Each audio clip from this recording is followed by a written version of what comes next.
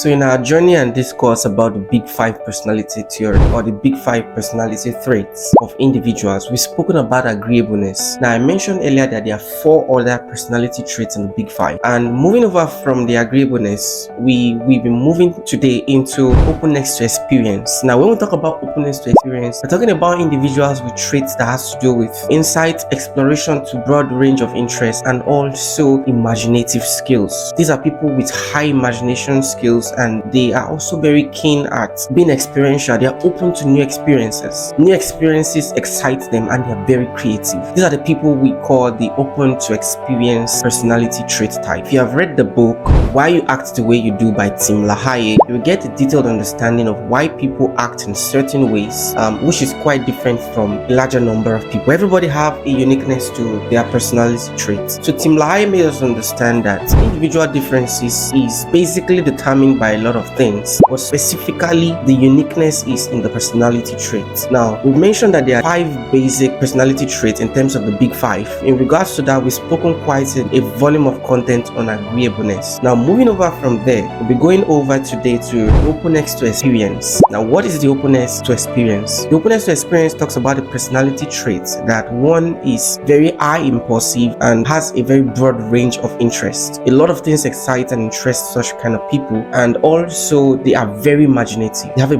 broad scope of imagination. One uniqueness to them is that they are creative, and people who have openness to experience also, they tend to embrace new experiences. They love to explore new things, and it's very thrilling and exciting to them. We have the next of the Big Five personality trait, which is called the conscientiousness. Now the conscientiousness is a personality trait where individuals are goal oriented. They have goal oriented behavior. The individuals are also good behaving, like sort of like moral. The word conscientiousness comes from the word conscience, and also they have good impulse control. Now this set of people, they are sort of like the moral concerned individuals. Now the conscientious are individuals who are well organized. They are mindful of their thoughts, and they are mindful of details. These guys, they pay keen attention to details. They don't just look at things from the broad scope as a whole, but they look at the fragmental parts that makes a whole. And these individuals can also be said to be highly bendable people. Also, we have the extraversion. The extraversion personality traits are individuals who are high assertive. They have high degree of talkativeness, or they exhibit talkativeness, they exhibit sociability, and they also exhibit high degree of emotional expressiveness. Now, the extraversion can be categorized in 2. We have the first category, which are the extrovert, and we have also the second category, which are the introverts. Neuroticism, on the other hand, is the personality trait that has to do with some negative emotions attached. Now, negative emotions, the likes of anger, negative emotions like anxiety and depression and the likes. The people who are prone to neuroticism are actually people who are easily given into stress and emotional instability. Any small thing like this, they don't dey stressed up. Any small thing like this, they don't dey shake. There is a body they shake. You get, they feel stressed so easily. These are the people who are high neuroticism. Now, the low neuro personality traits are people who have high emotional resilience. Neuroticism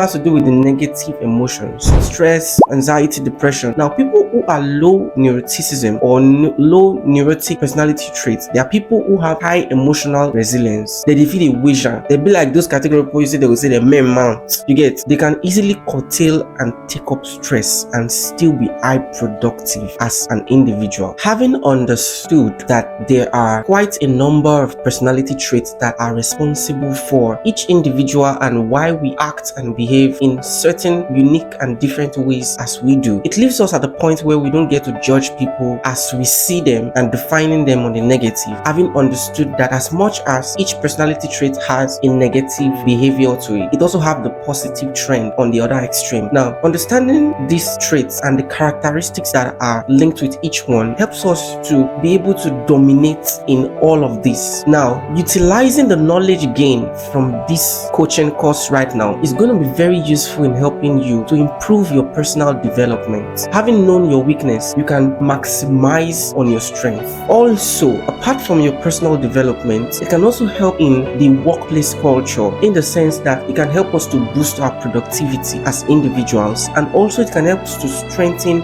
team cohesion and also help to harmonize team members, whereby we can have people who are team players and and also goal-oriented individuals. And lastly, they can also help us with our interpersonal relationships such that we can be more cohesive. It helps us to be more harmonized rather than being in conflict with our spouse, with our partners, or with our friends and peers.